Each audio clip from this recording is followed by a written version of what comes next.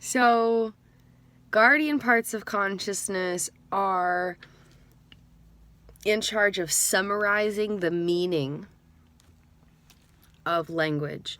Normal parts of consciousness are in charge of the objective word arrangement. So, for example, if someone is walking and I'm describing what I see when there's someone walking, a normal part would say, I observe their foot stepping on the ground as they move their body across the atmosphere, or something. I know that's a little bit of a poetic way, but it's a play-by-play description, whereas a guardian part would say someone is walking. They summarize the individual details.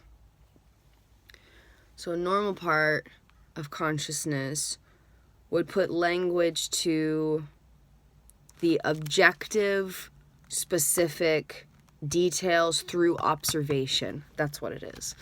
And then the guardian parts of consciousness would summarize the specifics and potentially draw meaning, because they're summarizing it, and often that summary forms a conclusion.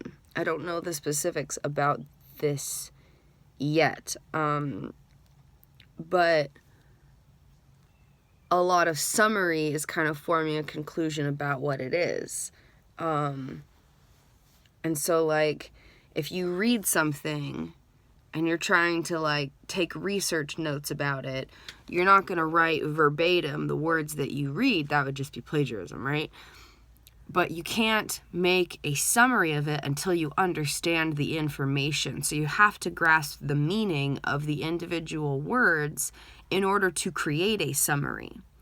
So in that sense, it's making meaning making, or drawing a message from the specific details in order to summarize.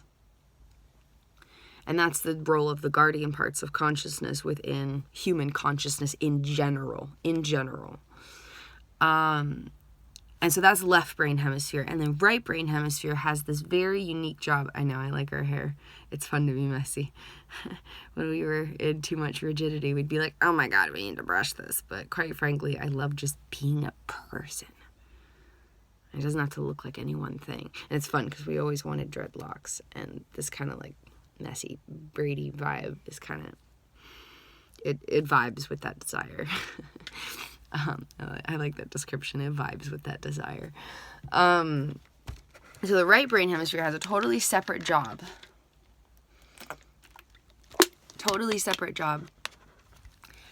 The right brain hemisphere is in charge of understanding things beyond the specific words and specific communicative message being conveyed.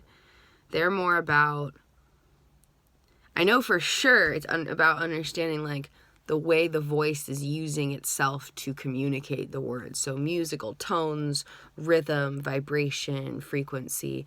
It's about the fluctuation of sounds within the voice. The manner in which the vocal vibrations are delivering the words, or delivering the message being conveyed or communicated.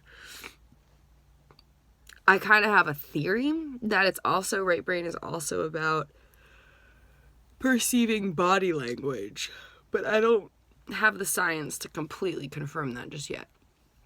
So we'll put that in a question mark category. But for sure, the right brain hemisphere is about understanding the musical tones and rhythms of the voice. And I believe that is associated with the Moppet part of consciousness. The Moppet part of consciousness. And so potentially it's the Nightingale part of consciousness that would understand body language. But I don't want to draw assumptions. So it's just kind of a theory. But every part of consciousness has their own role within understanding language being communicated. And then another aspect of parts is they all have their role with experiencing and responding to emotions. So guardian parts will experience or respond to pain. So if there's pain, regardless of who experiences that moment where it comes in, they respond and are the ones who help within the experience by taking it over and being present with the experience. So they take on the pain, in a manner of speaking, and they respond to the pain. If there's pain happening, it's, where's this pain coming from? What can we do about it? And that's the guardian parts who are responding. And it could be a momentary thing, like, oh, like I bumped up against something and I scratched myself, or, you know, you're over the stove or taking something out of the oven and you accidentally burn yourself. That immediate, quick nanosecond response is going to be the guardian part. And then it could be in a more general sense, like if a friend comes to you and they're like, I'm hurting, the guardian parts will become activated. How can we fix this? How can we help this? How can we address the cause of the pain so that it's not happening anymore? And so that's the guardian, an aspect of the role of guardian parts of consciousness in general, not for any specific kind of person, but in all of human consciousness. Guardian parts are the ones with the most like alertness. They're going to have a high alertness, like when you're sleeping and your alarm clock goes off. Your other parts of consciousness are the ones who are going to be sleeping and enjoying the physical relaxation and not wanting to get up and, you know, maybe sleeping through the alarm. Your guardian part of consciousness is the part who is activated, where when everything else is unconscious, that guardian part is ready to go. That guardian part is there, alert, you know, active in the consciousness to some degree, able to become activated through alerting or alarming sounds, etc.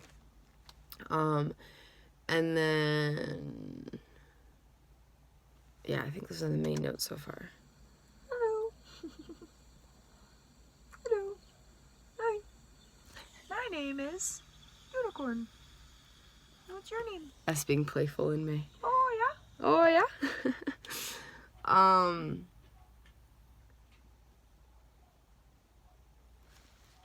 Yeah, that's a good idea. Eep. But now you can't see me totally. What about that? So if we go to over here,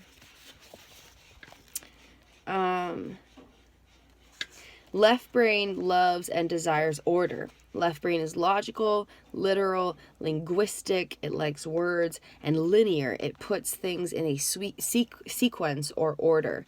The left brain, yeah, I can't do it. We'll do this in a separate recording.